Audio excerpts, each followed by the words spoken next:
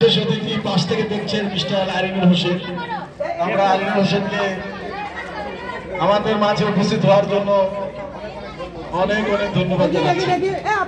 আমরা দেখতে পাচ্ছি আমাদের চেহারা এবং রোল উপস্থাপন করছে। তারা প্রস্তুতি নিচ্ছে। আমরা 3 মিনিট সময় পাবো এই ইভেন্টের প্রস্তুতির জন্য।